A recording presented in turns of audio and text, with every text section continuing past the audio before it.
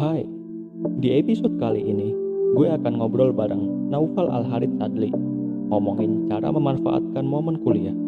Podcast ini suara kita, dengarkan suaramu.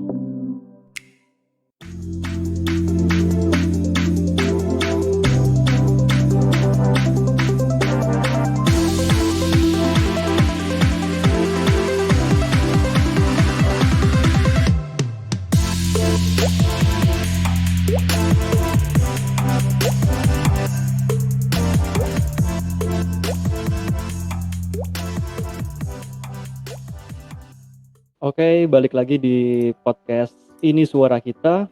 Dan di episode kali ini gue lagi-lagi bakalan coba ngobrol untuk kenalan sama orang lain nih. Gue sama teman gue yang satu ini, nggak tahu nih bisa gue bilang teman atau enggak, baru papasan satu kali dan cuma bertegur sapa. Kita nggak pernah ngobrol yang dalam. Kita juga kontak-kontakan di DM Instagram baru beberapa patah kata, dan kita baru pertama kali ngobrol cukup panjang di podcast gue ini dan di podcast dia. Mungkin bisa perkenalan langsung aja nih sama orangnya. Siapakah teman gue yang satu ini? Ya makasih banyak. Halo untuk pendengar podcastnya Bintang. Di sini kenalan dulu kali ya. Boleh. Gue Naufal Al-Harith, biasa dipanggil Naufal. Saat ini apa ya?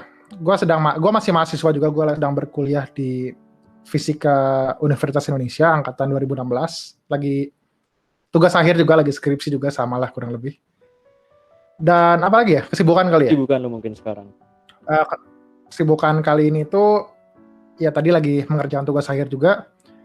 Gua ada podcast juga di podcast Mulai Dulu Aja. Dan gua lagi ada proyekan juga sih sama teman-teman deket gua. Namanya kebetulan sama. Mulai Dulu Aja project itu arahnya ya kayak startup gitu sih. Tapi karena masih dalam pengembangan, jadi mungkin ya bisa cek sendiri aja lah. Kalau gue ceritain mungkin kurang enak. Mungkin teman-teman yang mau kepoin Mulai Dulu Aja, silahkan kepoin Instagram lu apa? Instagram gue @alharithnaufal. Tinggal Naufal Al-Harith, tinggal dibalik aja Al-Harithnaufal. Itu Instagram gue di situ sih. Semuanya ada di situ lah. Ntar buat teman-teman yang mau kepoin lebih lanjut, cek aja di Instagramnya. Ntar ada link di bio, kalau mau diklik tuh banyak banget, ada LinkedIn-nya, ada website pribadi dan lain-lain lah kalau pengen tahu lebih dekat lagi tuh. Ya itu tinggal dicek di sana lah. Ada gue sengaja naruh link tree di situ lah. Jadi orang nggak nanya gitu, tinggal kalau ada buka ya buka aja gitu. Oke, jadi tadi sebenarnya gue sama Noval udah sempat ngobrol dikit sih. Kita tadi ngobrolin tentang kegagalan untuk podcastnya mulai aja dulu ya. Mulai dulu aja. Emang itu common terjadi, okay. Emang gue akui. itu kan dibawa apa ya? Dibawa sama Tokopedia gitu.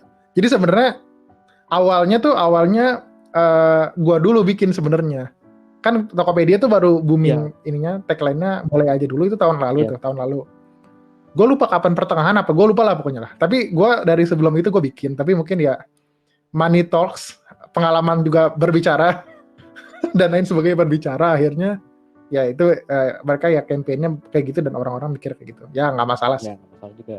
Yang penting pada akhirnya juga podcast ini kan buat ekspresi diri kita, buat cara kita setuju banget. Masalah nama atau apa nggak ya mungkin sedikit masalah, cuma nggak begitu matters sama kita kayak gimana. Ya itu gue setuju itu. Di episode kali ini gue pengen angkat topik gimana caranya kita memanfaatkan momen kuliah. Oke. Tapi sebelum masuk ke topik, gue pengen tanya-tanya dulu nih. Lu Al-Harith Naufal Sadli. Naufal Al-Harith Sadli. Kalau nama Naufal Al-Harith Sadli. Okay. Tapi ya di sosial media selalu gue balik aja, nggak tahu. Ya itu udah kebiasaan aja kali ya. Oke. Jadi pertanyaan pertama, arti nama lu apa, bro?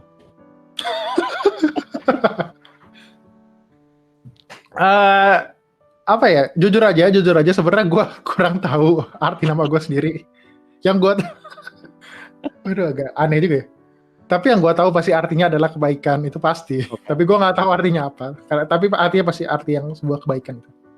Dan yang gue tahu itu Al-Harith sendiri itu adalah apa bisa dibilang ya? Nama dari bapak dari istrinya Nabi Muhammad, pokoknya gitulah. Jadi Nabi Muhammad punya istri gitu. Nah, Al Harits itu nama bapaknya lah gitu. Dan kalau Sadli sendiri itu apa ya? Nama marga gitulah dari bokap segala macam lah gitu. Nama marga ya bahasanya, nggak tahu sih, gue nggak tahu begitu sebenarnya. Tapi itu ya nama keluarga lah gitu lah. Sadli itu nama keluarga gitu. Udah paling itu aja yang gue tahu dari nama gue. Intinya pasti ya artinya baik lah, tapi gue nggak tahu apa. Oke. Soalnya gue ngomongin tentang marga, gue sebenarnya pengen punya cita-cita, pengen bikin marga gue sendiri juga sih. Emang agak aneh sih. Okay. Ngomong-ngomong, lu berapa saudara nih? Lu punya kakak, adik? Gue 2 bersaudara, gue punya adik 1. Gue anak paling tua. Gue punya adik 1. Dia beda berapa tahun ya? Beda 7 tahun. Dia 2005 ya. Dia beda 7 tahun sama gue. Jadi ya agak jauh lah. Berarti sekarang lagi mau SMA ya? Ya, tadi makanya dia baru wisuda, tadi wisuda online. Nah itu dia baru mau masuk SMA gitu. Gue udah mau kelar kuliah malah. Jadi nggak pernah ketemu di satu ini, nggak pernah ketemu gitu di satu apa ya, di satu sekolah yang sama gitu, nggak pernah ketemu gitu. Menarik. Oke. Berarti jauh, tadi emang jauh sih 7 tahun. Tadi lu sempat nontonin live streaming guru-guru di SMA memberi ucapan untuk apa pelepasan? Iya asli. asli. Jadi tadi ya gitu ya, kayak adik gue sama bokap gue. Sebenarnya gue juga diajak tapi gue nggak mau ya. Dia pakai lengkap gitu, pakai batik, terus adik gue pakai apa namanya, pakai jas gitu lah ya, rapi gitu, kayak rapi orang-orang lagi mau wisuda gitu, rapi gitu ya. Gue kan gue nggak mau diajak kayak gitu, ya udah gue biasa aja gitu. Maksudnya gue nggak masuk ke frame-nya gitu loh. Nah itu di sana ya gitu, guru-gurunya ya memberikan apa ya, kayak omongan-omongan gitulah segala macam gitu. Tapi nggak tahu sih, menurut gue agak lucu aja sih. Kayak momennya nggak gimana ya, guru-gurunya tuh kayak agak bukan mellow sih, bahasanya apa ya, kayak lu sedih mau melepas segala macam lah gitu, bersuka cita lagi lulus gitu, tapi kayak nggak dapat momen karena gue di rumah. tapi itu positif sih, maksudnya apa ya kayak gini-gini nih, maksudnya yang misalnya nggak bisa ketemu, kita bisa online segala macam. Walaupun gue suka melihat itu agak lucu, tapi itu positif banget gitu. Kita tetap kayak pas lebaran juga gitu. Lebaran gitu juga gue kemarin, ya kita nggak bisa, gue bilangnya gimana ya, kita nggak bisa bertemu ya, jadi pertemuannya kita bawa ke semua orang gitu. Benar. Lebaran kemarin lu ada berapa video call, bro? Kenapa? Lebaran kemarin ada berapa video call? Cuma dikit doang sebenarnya sih, sama keluarga aja sebenarnya. Keluarga inti aja ya? Iya, enggak, keluarga inti jatuhnya. Keluarga besar gitu lah. Ya, keluarga inti lah ya jatuhnya. Gak banyak gitu-gitu sebenarnya sih gue. Cuma kita balik lagi, kita tetap respect nih sama ya mungkin sekolah-sekolah yang tetap tetap berusaha untuk mengapresiasi pelepasan siswanya meskipun secara online tuh. Mantap kita tahu itu nggak gampang buat mereka adaptasi sih. Iya asli, itu pasti nggak gampang itu. Nah, ngomongin tentang adik lu kan masih SMA. Lu kalau nggak salah SMA dulu di lab school ya? Oh iya, lu tahu lagi. Oh, ngeliat di ini kali ya, ngeliat di sosial media gitu-gitu kali ya. Ya. Lu SMA di lab school, SMP di 255 ya? Iya, SMA lah di lab school, SMP di 255, SMA Negeri 255 Jakarta. SMP Negeri 255. Lu kan punya pengalaman sekolah di beberapa tempat yang menurut standar orang pada umumnya dianggap jadi sekolah yang cukup baik nih. Oke lah.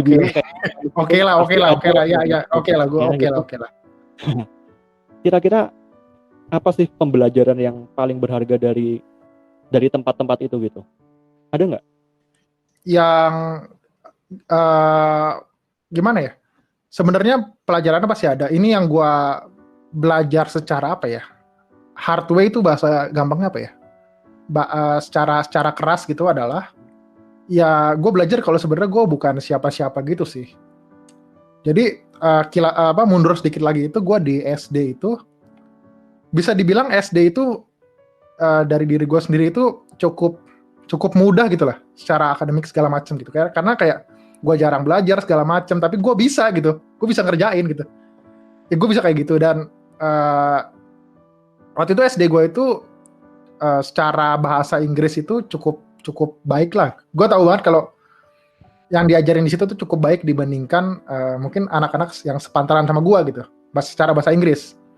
Dan akhirnya gue masuk di SMP negeri waktu itu 255. Ya cukup, ya gue rasa cukup oke lah. Seenggaknya mungkin anak-anak Jakarta Timur nih, kalau ada yang denger 255 cukup oke lah di Jakarta Timur gitu.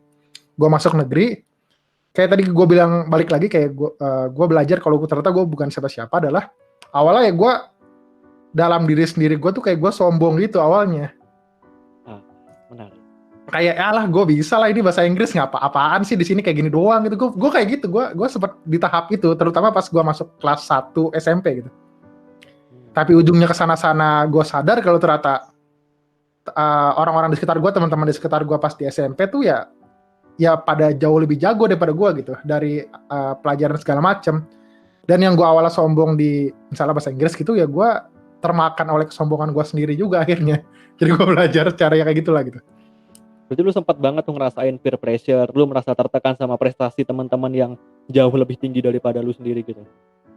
Itu berasa banget pas di awal-awal, dua-duanya di awal-awal SMP sama di awal-awal SMA. Itu balik lagi kasusnya tuh sama gitu. Mungkin gue nggak belajar kali di SMP kali ya, nggak belajar dari pengalaman kali. Awalnya ya gitu di SMP kayak gue susah payah gitu. Gue sampai ada masanya tuh kayak di di kelas gue tuh 27 apa 28 orang, gue lupa lah, hampir 30 gitu. Nah gue di ranking di 23, 22 gitu. Maksudnya ya lu di belakang-belakang gitu ya, lu ampas-ampasnya gitu di kelas gitu. Gue sempet kayak gitu di SMP, sampai akhirnya gue pelan belasan, sampai akhirnya di kelas 9 agak mending lah, gue masih 10 besar waktu itu di kelas 9. Nah balik lagi tadi di SMA juga gitu, gue agak sombong juga mungkin, atau juga gue punya masalah pribadi juga waktu itu pas di SMA. Akhirnya ya udah gue itu di bawah-bawah lagi gitu secara nilai akademik lah gitu. Kita ngomong mungkin ya di matriks yang paling gampang dilihat orang lah gitu di akademik. Ya waktu itu gue di 25, waktu itu pernah di 24 ya gitu-gitulah. Jadi gue ngerasa gitu sih. Jadi ya tadi awalnya gitu gue sombong, tapi gue sadar kalau ya gue bukan siapa-siapa gitu. Dan ya nggak ada urusan juga nggak sih, maksudnya mau gue kayak gimana, orang lain kayak gimana, ya nggak ada urusan gitu. Sebenarnya nah, gitu. Nah itu mungkin kalau di SMA masih agak susah kali lah ya, karena lu mau undangan segala macem sih, itu gue ngerti lah ya. Tapi setengahnya mungkin di kuliah kali yang lebih gampang sih maksudnya. Ya kalau teman lu misalnya IP-nya 4, lu berapa, ya itu nggak ada urusan gitu. Kalau kecuali misalnya kayak temen lu ngilangin kertas ujian lu atau apa, itu oke lah maksudnya. Tapi kalau misalnya kita nggak ada urusan atau apa, ya nggak masalah gitu.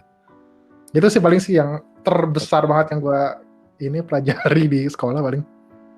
Nah sebenarnya cara kita bersosialisasi, berkegiatan di sekolah itu kan kadang ada porsi yang cukup besar itu pengaruh dari cara orang tua kita mendidik kita nih. Oh iya, setuju banget itu. Kalau orang tua lu sendiri, cara mendidik lu waktu kecil dan waktu lu sekolah tuh kayak gimana sih? Sebenarnya mungkin kalau bicara kayak gitu, apa ya banyak banget lah pasti yang dididiknya gitu. Tapi satu hal yang paling selalu ditekankan banget itu adalah ya gue harus jadi orang baik gitu. Ya terserah gue mau misalnya secara akademik atau apa gue berhasil atau enggak gitu, atau apa yang gue lakukan di luar berhasil apa enggak gitu. Tapi ujung-ujungnya adalah ya gue disuruh menjadi orang baik gitu. Ya gue bukan bilang gue orang baik gimana gitu, tapi itu yang selalu dicoba untuk dipegang gitulah. Itu sih paling yang berasa banget sih. Berarti gimana caranya kita tetap, ya apapun yang terjadi, dunia ini jangan sampai kehabisan orang baik juga sih. Orang baik itu menarik sih. Sebenarnya banyak, cuma sedikit yang speak up, sedikit yang menunjukkan. Ya. Jadi kesannya kayak seakan-akan aduh dunia ini negatif banget, padahal nggak gitu juga. Banyak kok di luar nih orang-orang baik. Salah satunya Noval nih. jangan gitulah. Gak enak malah gue. Lu termasuk orang yang gini gak sih? Kalau gue pribadi ya, ketika ada orang lain yang memuji, mengapresiasi atau berterima kasih tuh kayak agak merasa canggung atau gue nggak tahu harus ngeresponnya gimana gitu. Lu ngerasain gitu gak sih? Gua ngerasa begitu gitu. Bahkan mungkin apa ya, karena nggak tahu, gue juga bingung sih, tapi gue ngerasain kayak gitu. Mungkin lebih ekstrimnya lebih ekstrimnya di gue adalah kalau dari barang sebenarnya. Oke, barang. Ini mungkin agak ini mungkin akan terdengar sangat aneh gitu. Misalkan gue punya sebuah barang yang baru itu, gue akan takut untuk menunjukkan itu. Aneh gak? Oh, ngerti. Misalkan lu punya sepatu baru gitu, sepatu baru aja misalkan. Itu gue akan sangat apa ya? Gue nggak enak banget gitu untuk nunjukin, padahal nggak tahu kenapa gitu. Oke. Itu kira-kira yang lu takutin tuh ekspektasi orang lain, komentar mereka, atau apa sih yang lu takutin sebenarnya? Kayak sesimpel orang ngomong, "Weh, sepatunya baru ya," gitu. "Oh, HP-nya baru," gitu. Itu gue nggak suka banget tuh. Oke. Jadi kayak sering apa ya? Jadi kayak sering banget kayak kejadian-kejadian tuh kayak gini. Simpelnya misalkan, contoh aja misalnya HP baru gitu. Misalkan gue HP gue misalnya atau rusak atau gimana, akhirnya gue ganti baru misalkan gitu. Nah, itu mungkin orang-orang di sekitar gue itu mungkin baru tahu seminggu setelah itu, 2 minggu setelah itu. Ya. Karena gue benar-benar gimana caranya gue nggak menunjukkan gitu. Agak aneh sebenarnya sih, tapi itu yang ya gitulah. Mungkin nggak terlalu aneh juga sih kalau buat gue secara pribadi. Kayak kita lebih cenderung untuk oke, nggak apa-apa nunjukinnya, cuma mungkin setelah sebulan 2 bulan gitu kayak oke, nggak Maksudnya apa-apa ya deh. pasti tanya, ini sepatu baru ya? Enggak, udah lama gitu ya. Udah lama. Itu nggak tahu ya, gue ngerasa yang kayak enak aja, mungkin sama kayak dipuji gitu-gitu juga sama kali ya. Tadi mungkin balik lagi ke pengalaman gue di sekolah ya, karena gue merasa kayak ya gue bukan siapa-siapa gitu, pasti ada yang lebih hebat segala macam sih, jadi ya jangan inilah gitu. Oke. Nah, dari didikan, dari pengalaman lu yang nggak enak up and down selama SMP SMA tuh bener nggak sih mengubah atau membuat lu jadi orang yang cenderung diem gitu? Lu di lingkungan sekolah lu dikenal jadi orang yang nggak begitu mingle, nggak begitu sosialisasi, atau justru sebaliknya?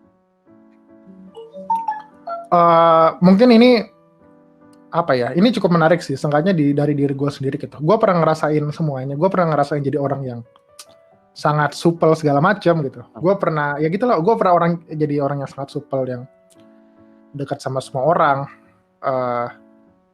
Gue pernah di titik ya kayak orang yang nerd kutu buku gitu banget gitu. Gue pernah ngerasain hal itu gitu. Gue pernah ngerasain orang yang jadi orang yang bisa dibilang hampir mayoritas dari sekolah itu ngebully gue, itu pernah. Gue pernah ngerasain itu bahkan. Pas SMA waktu sempat sih itu. Dan di kuliah pun gue pernah ngerasain jadi orang yang gue nyebutnya tuh gini. Setiap tahun itu bakal ada maba yang berapi-api mau berkontribusi, berapi-api mau jadi ketua apa gitu. Ya itu gue itu. Pas tahun gue itu mungkin gue gitu.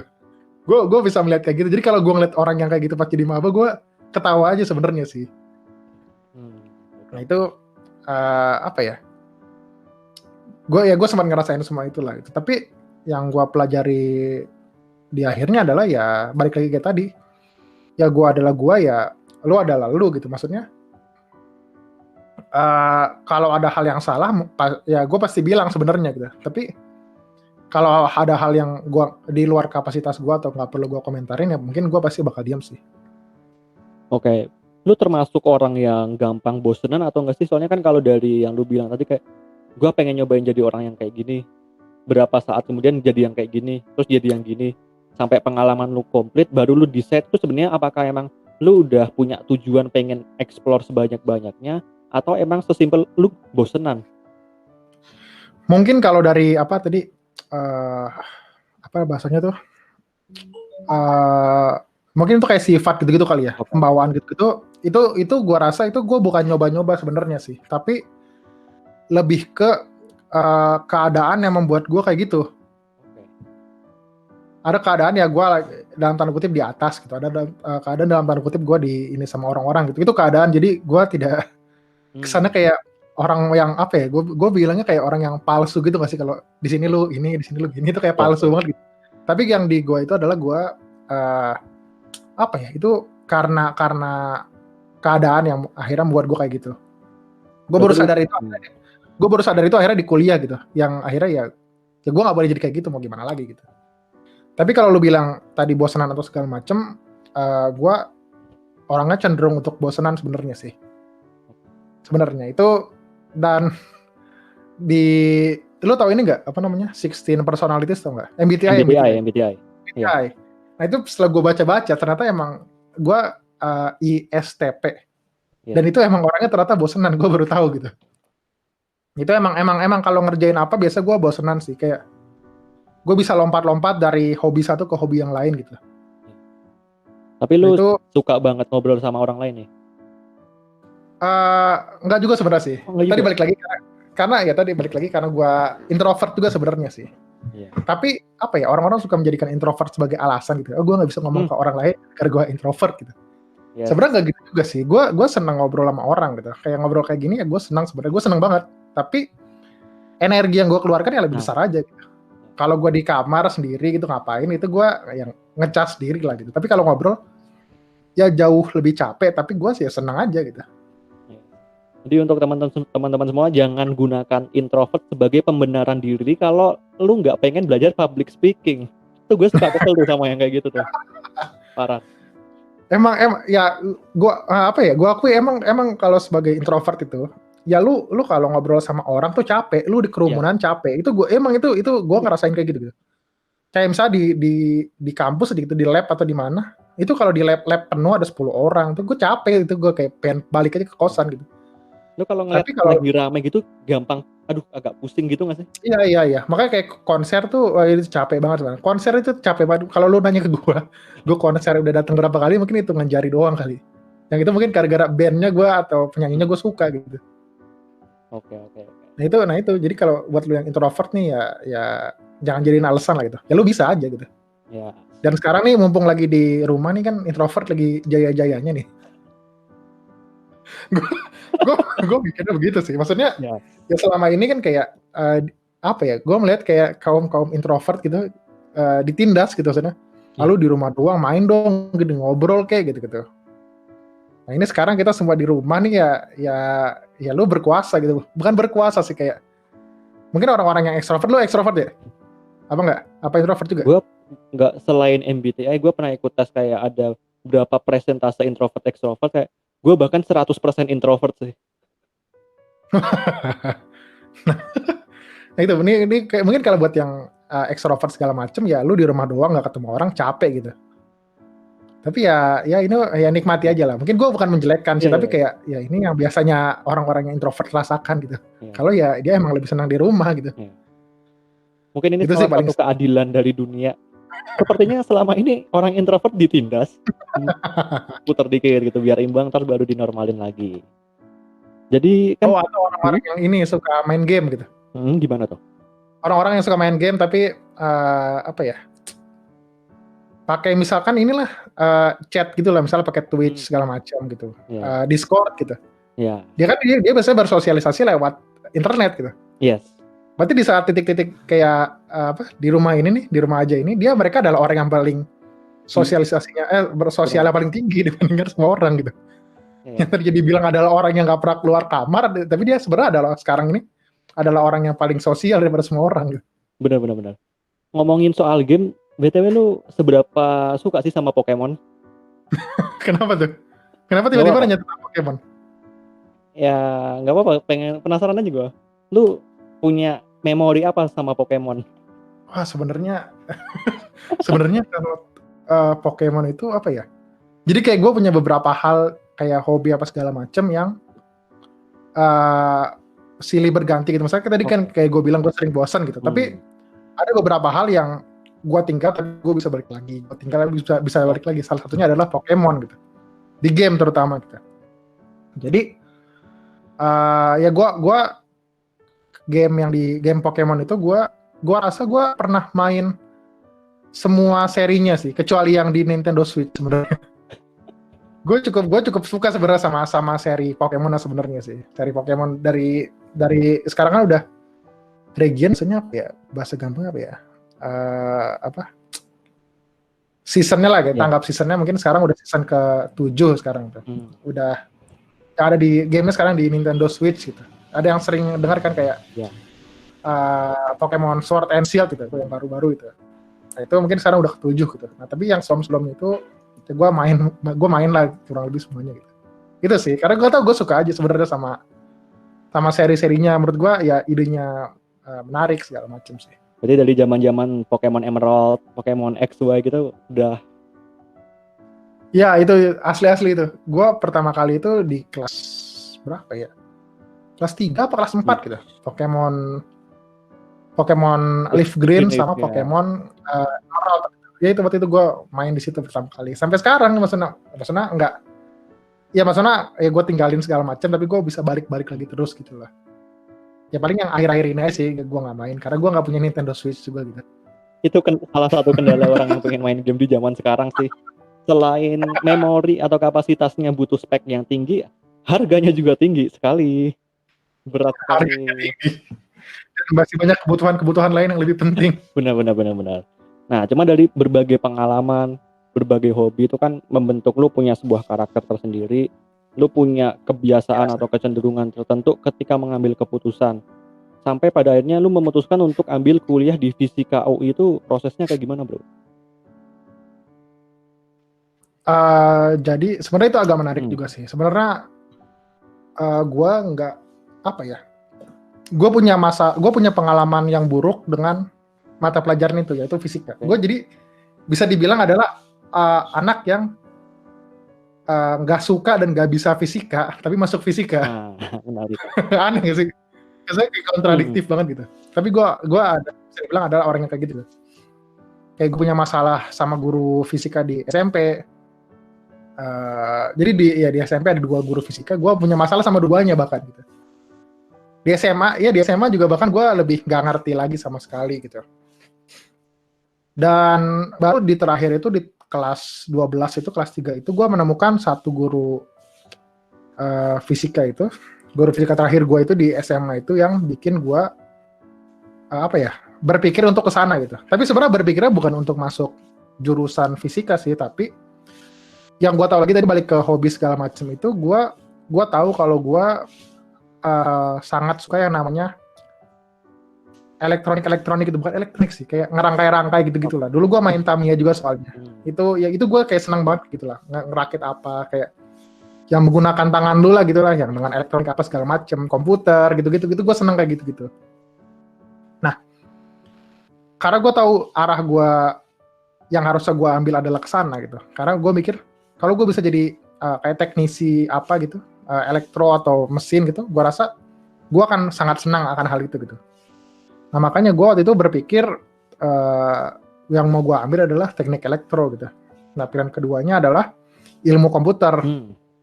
Karena kalau nggak bisa di hardware, bisa di software gitu. Gue mikir kayak gitu. Nah gue mikirnya di dua itu kan. Tapi balik lagi ke realita yang ada sebenarnya. Pada saat gue mau ngambil kuliah waktu itu, gue sadar kalau secara kemampuan itu di titik itu gue kurang oke gitu. Bukan kurang oke sih. Kalau gue mau ngambil di dua itu, di teknik elektro atau di ilmu komputer, kebetulan itu dua-duanya di UI, gue tahu gue nggak akan nyampe gitu. Bukan nggak akan nyampe sih, maksudnya sulit sekali untuk kesana gitu lah. Dari datanya gitu, dari data nilai-nilai gue saat ini berapa aja, tryout gue berapa, sementara passing grade-nya berapa, gue mikir kayak gitu. Nah akhirnya pas di jalur masuk PPKB waktu itu, PPKB gue lupa kepanjangan apa lah, pokoknya gitulah kayak undangan gitu, tapi bukan SNMPTN lah gitu. Di PPKB itu pas gue harus nembak satu, akhirnya gue tembak aja Fisika UI. Kenapa kayak gitu? Karena gue lihat lagi tadi data-data sebelumnya, track record-nya, maksudnya di tahun sebelumnya di sekolah gue berapa orang sih yang masuk, di tahun sebelumnya berapa orang lagi. Dan dari titik gue sekarang, gue mampu nggak sih untuk kesana gitu. Nah akhirnya gue pilih aja Fisika UI. Bukan karena mau belajar fisika, tapi karena gue mau masuk peminatan gue saat ini, yaitu sistem dan instrumentasi fisika. Sistem dan instrumentasi fisika itu kayak gabungan dari ilmu komputer sama teknik elektro lah. Jadi gue dapat dua-duanya gitu di sistem dan instrumentasi fisika. Tapi ya sampai di tahap sekarang ini, dan gue rasa kata gue bingung sih karena apa ya? Ya gue nggak kurang nyetel juga sih sama jurusan, tapi ya nggak masalah lah. Sudah di akhir juga maksudnya. Berarti lu dari akhir SMA itu cukup melakukan deep research tentang jurusan-jurusan yang lu mau daftar ya? Kayak lu udah tahu, berarti kan lu udah tahu peminatan dan mata kuliah yang akan diambil nantinya kan? Peminatan oke lah, gue riset peminatannya. Tapi kalau mata kuliahnya nggak terlalu sih. Tapi ya oke lah, mungkin bisa dibilang gue riset lah. Oke. Dan berarti karena lu punya pertarungan yang mungkin belum selesai dengan fisika selama SMP dan SMA itu, bisa nggak gue bilang kalau misalnya selama kuliah banyak banget struggle yang lu lakuin, khususnya untuk akademiknya dulu nih? Oh jelas, itu jelas sekali sebenarnya. Nah, dari akademis saja kan lu ibaratnya udah punya musuh sendiri nih. Tapi lu memutuskan dari awal untuk aktif di berbagai organisasi dan berbagai kesempatan yang ada di kampus. Kayak lu kalau lihat pengalaman lu kan, lu pernah aktif di himpunan, lu pernah aktif di BKUI, lu di OKK juga jadi mentor, lu sekarang coba bangun startup, lu sekarang gedein podcast. Kayak itu kan bukannya itu sangat mengganggu perkuliahan lu gitu? Menarik banget sih itu. Awalnya apa ya? Gue cukup kesulitan beradaptasinya karena apa ya, bisa dibilang yang dari dulunya aja mungkin dari fisikanya sendiri itu, pelajaran fisikanya sendiri itu menurut gue sulit gitu. Dan mungkin banyak orang yang berpikir sulit juga gitu. Lu awalnya IPA apa IPS? Gue kebetulan IPS. Oh IPS ya. Nah mungkin kalau untuk yang anak-anak IPA nih, sengaja di SMA aja, fisika tuh yang paling susah sebenarnya menurut gue. Dan menurut banyak orang gitu, dibandingkan biologi, dibandingkan kimia, dibandingkan yang lain lah gitu. Semoga fisika tuh pasti banyak orang yang bilang itu paling susah gitu. Sama juga dengan gue gitu. Dan di kuliah itu udah susah, jadi kayak super susah lagi gitu. Jadi kayak yang dulu dibikin olimpiade untuk anak-anak SMA, nah itu gue belajar kayak gitu di kuliah. Jadi kayak ya udah apa ya, yang soalnya cuma berapa baris tapi jawabannya 1 halaman gitu-gitu. Gila semua banget, gila semua itu.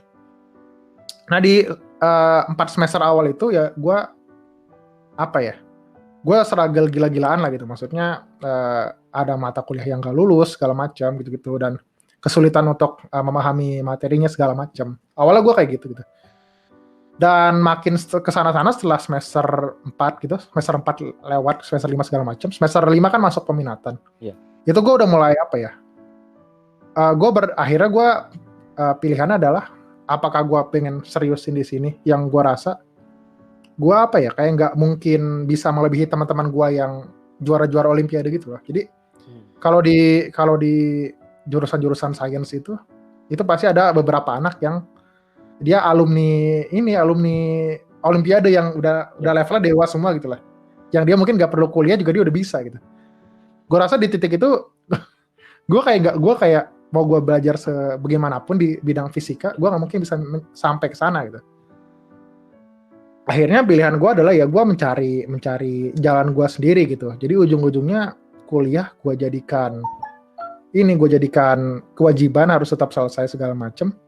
Tapi gue mencari jalan gue sendiri, yaitu makanya gue aktif di luar. Yang awalnya mungkin dari organisasi, terus gue sadar nih kayak, oh gue nggak cocok sebenarnya organisasi tuh terlalu lama gininya, terlalu lama masa baktinya terlalu lama gitu kan, setahun gitu. Yeah. Dan problemnya paling ujung-ujungnya gue ngelihatnya adalah kayak komunikasi gitu-gitu, miskom gitu-gitu kalau di organisasi. Jadi kayak kerikil gitu loh. Mungkin kayak tadi di podcast gue kan lu cerita kalau lu pertama kali bikin. Itu mungkin kalau gue di titik itu mungkin gue nggak akan berpikir kayak sekarang gini. Tapi yang dari gue rasakan selama gue kuliah ya gitu tadi kayak gue bilang. Ya kerikil kecil gitu kayak orang-orang tersinggung. Ujungnya komunikasi lah gitu. Pokoknya di organisasi gue ngeliatnya gitu ujung-ujungnya tersinggung segala macam. Dan itu setahun. Dan yang gue kerjain kayak banyak yang remeh-remeh karena gue staff juga waktu itu kan pas di awal-awal gitu. Akhirnya gue pindah ke kepanitiaan jadi staff, jadi penanggung jawab apa PIC gitu-gitu. Akhirnya gue pikir kepanitiaan gue bisa dapat belajar banyak nih. Akhirnya gue kepanitiaan sampai akhir lah gitu, gue sampai jadi project officer waktu itu di tahun keberapa gue? Tahun kedua, ketiga lah, 2 akhir sampai 3 lah gitu. Gue jadi project officer, megang acara namanya Pesta Rakyat Fisika. Pokoknya waktu itu ya dari acara ini kayak udah mau bubar gitu lah. Akhirnya gue coba, ini kayak menarik nih, kalau nggak dicoba nih bubar nih acara gitu ya. Udah gue cobain di sana, berdarah-darah segala macam gitu. Tapi setelah itu gue mikir, iya maksudnya gue belajar banyak gitu. Tapi gue mikir lagi kayak, apakah ini yang gue cari gitu? Apa yang gue cari setelah gue di kuliah gitu. Setelah gue kuliah, apakah gue pengen jadi event organizer gitu? Dan gue pikir jawabannya adalah tidak gitu, gue mikir. Dan di awal-awal maba juga pun gue agak tertarik sama ini leadership, terus bisnis gitu-gitu gue tertarik. Tapi gue nggak pernah mulai gitu. Maksudnya dulu mungkin kalau di SMA atau SMP gue kayak kecil-kecilan doang, kayak misalkan ya stiker gitu-gitu, maksudnya itu remeh banget lah ya. Gue mulai mendalami banget tuh dari maba gitu tentang startup, terus leadership, bisnis gitu-gitu. Gue mendalami pas zaman-zaman maba lah waktu itu lah. Tapi gue nggak pernah ngeseriusin itu gitu. Oke. Nah, leadership itu gue dapet dari, tahu Valdo Maldini nggak? Banget dong. Kalau itu terkenal ya? Nggak tahu. Menurut lu dia gimana? Dari segi apanya nih? Apa persepsi lu menurut dia? Apa persepsi lu tentang dia gitu? Duh, kalau ditanya gini gimana? Cukup panjang sih, kayak mau ngelihat latar belakangnya dia, mau ngelihat gaya berpikirnya dia, gaya bicaranya dia, atau gimana. Cuma yang jelas satu, dia termasuk orang yang cukup punya value dan berani pegang itu sih. Dan di satu sisi itu bikin dia sering sekali disalahartikan atas tindakan-tindakannya. Setuju gue. Cuma ya balik lagi, dia orang yang kompeten sih kalau menurut gue, profesional. Jadi backstory-nya adalah si Valdo Maldini itu kakak tingkat gue, beda 8 tahun. Oke. Dia, buat yang belum tahu nih, jadi Valdo Maldini itu kuliah fisika UI angkatan 2008, gue 2016. Jadi 8 tahun lah, kita nggak pernah ketemu jadi kan di kampus gitu. Dia udah jauh banget lah gitu. Dia itu pokoknya dulu pas gue maba itu, dia kayak disebut sebagai seorang legenda gitu lah. Anjir, legenda. Pokoknya namanya tuh terdengar, padahal dia orang udah nggak ada gitu, udah nggak di kampus, tapi namanya terdengar terus. Kayak wah gila banget kan berarti ini orang gitu. Jadi setelah pas gue masuk ke kuliah itu kan, gue akhirnya tadi kayak gue bilang, gue mahasiswa baru yang berapi-api gitu kan. Dan ini orang keren nih, jadi gue harus nyari nih siapa gitu. Dan gue tahu kalau dia punya track record itu adalah dia dari pas maba gitu kan, masuk mahasiswa baru, abis itu dia jadi ketua himpunan di fisika, terus jadi ketua BEM di FMIPA UI, baru jadi ketua BEM di BEM UI gitu. Jadi dia kayak gitu loh, terus baru dia lulus gitu. Dan saat itu gue mikirnya tuh adalah itu kayak jalur suci gitu loh. Jalur suci gue bahasa gue gitu. Maksudnya lu jadi ketua ini, lo lagi ketua ini, lagi ketua ini, sampai ketua BEM UI kan kayak bisa dibilang lu di paling atas banget lah gitu dari kampus gitu. Nah, dia kayak gitu kan. Akhirnya gue akhirnya tahu dia nulis buku, gue baca dari buku dia tentang kayak gitu-gitu, tentang leadership gitu-gitu. Itu buku pertama yang gue baca tuh. Buku pertama yang benar-benar serius baca gitu. Maksudnya biasanya gue kayak bisa men-state diri gue adalah gue orang yang kayak nggak pernah baca kecuali komik lah ya. Komik nggak dihitung lah maksud gue. Gue nggak pernah baca sampai gue masuk kuliah gitu. Dan di kuliah itu bukunya dia itu judulnya tuh Karena Selama Hidup Kita Belajar, judulnya itulah. Ada pokoknya, tapi gue rasa nggak dijual di mana-mana sih. Itu gue juga beli dia langsung malah. Oke. Dulu dia beda banget sama sekarang. Jangan bilang kayak sekarang. Sekarang kan kayak ini banget. Ya. Dulu mah gue aja ada kontak lainnya, malah lu bayangin. Gue ada kontak lainnya dulu waktu itu. Gue akhirnya beli sama dia waktu itu bukunya. Itu akhirnya baca buku segala macem. Nah itu buku salah satu yang jadi ini juga sih, membuka jalan gue kalau gue harus nyari tahu juga apa yang mau gue lakukan gitu. Dan akhirnya kayak tadi gue cukup tertarik sama dunia leadership, dunia bisnis, startup segala macam. Akhirnya di tahun ke berapa kemarin ya? Tahun ketiga akhir, gue pikir apakah gue mau nge-BEM lagi gitu. Gue sempat mau maju apa ya bahasanya ya? Kepala departemen gitulah. Kepala departemen itu apa ya? Kalau di lo apa bahasanya apa? Ya, kepala departemen, kadep. Ya kadep lah ya. Kepala departemen di BEM UI. Waktu itu gue sempat ada kepikiran untuk maju lah gitu. Gue udah niat gitu untuk maju. Tapi di satu titik karena gue tadi gue berpikir lagi kan, apakah ini yang gue cari gitu. Ujung-ujungnya gue udah datang ke ininya, gue udah datang ke apa sih? Tahu nggak sih ada kayak calon-calon yang mau jadi kepala departemen dikumpulin gitu kayak untuk briefing gitu-gitu. Gue udah datang ke sana kan, udah datang ke kayak gitu untuk gue niat nih gue maju nih gitu. Tapi akhirnya setelah itu ya gue akhirnya mundur gitu dan gue mencari jalan gue yang gue pikir paling benar waktu itu adalah ya gue mendalami tentang startup, bisnis segala macam sih gitu sampai detik ini akhirnya kayak gitu sih. Ya gue nggak bisa bilang itu udah berhasil atau gimana juga, atau mungkin gagal juga, mungkin gue bisa bilang banyak kegagalan ya, tapi seenggaknya gue udah di perjalanan ke sana lah gitu gue mikirnya. Berarti gitu sih. Panjang juga ternyata. Jadi kalau di podcast gue tuh aturannya nggak ada durasi patokan, jadi mau ngobrol berapa lama nggak masalah, soalnya balik lagi gue bikin podcast ini buat gue sendiri, buat gue belajar satu sama lain, buat gue kenalan sama orang lain.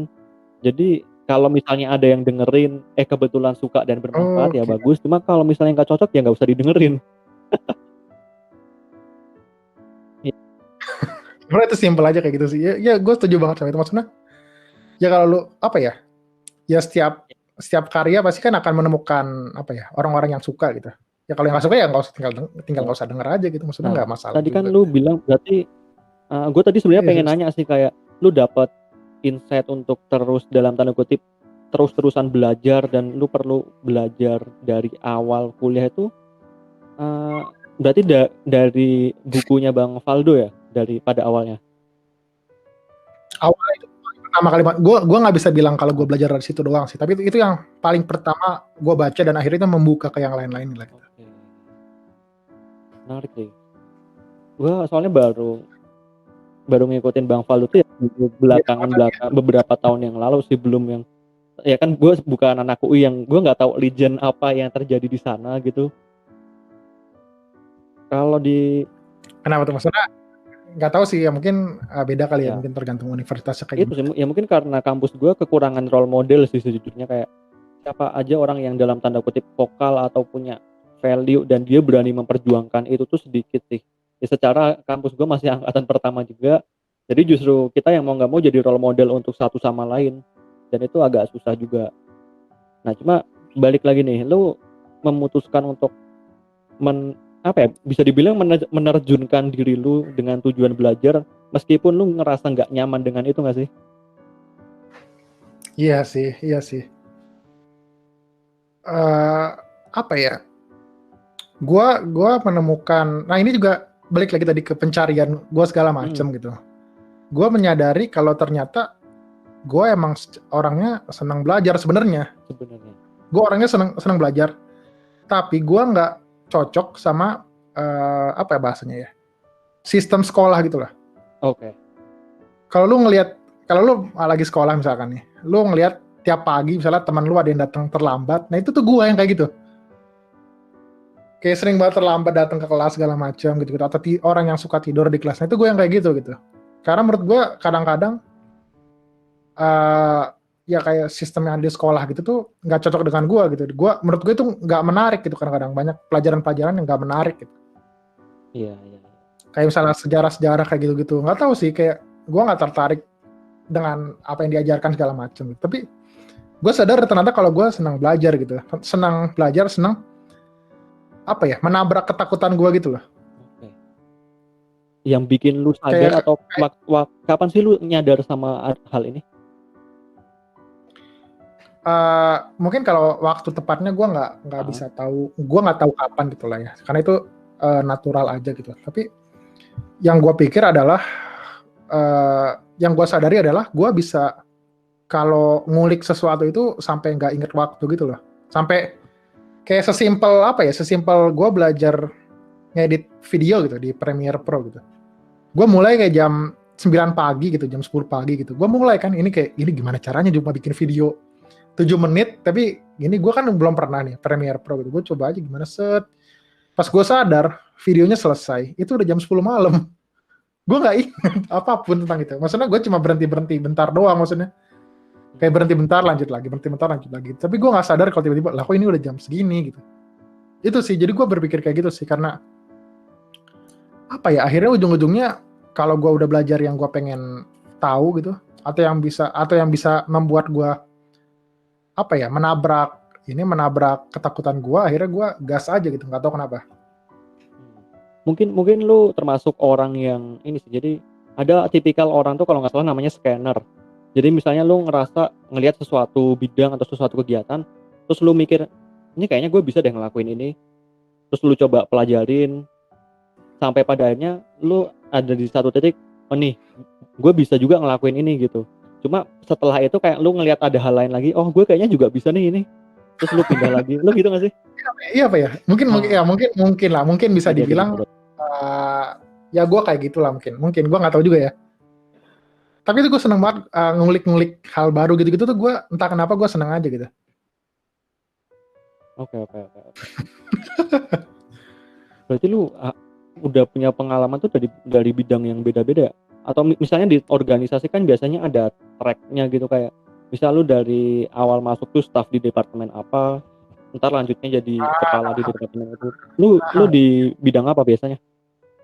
Nah itu tadi lu udah menyinggung yang poinnya sebenarnya. Itu balik lagi sebenarnya ini nggak sih, generalis sama spesialis sebenarnya. Oke. Ya kan? Iya nggak sih? Ya. Nah itu gue orangnya super generalis. Ya tadi apa? Jack of all trades gitu. Master of none gitu.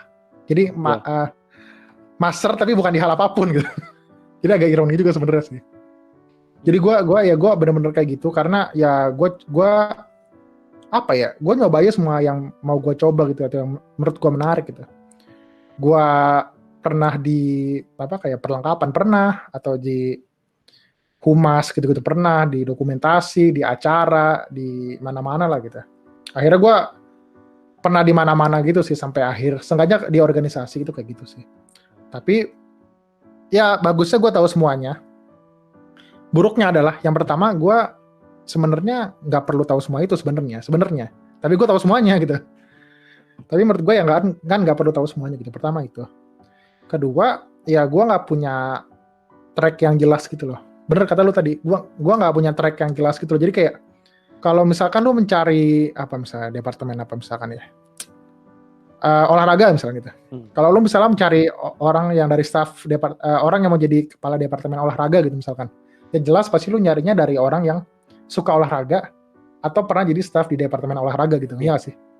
Sementara ya karena gue nggak punya kayak gitu-gitu, ya itu sangat sulit untuk kayak gitu-gitu. Gitu.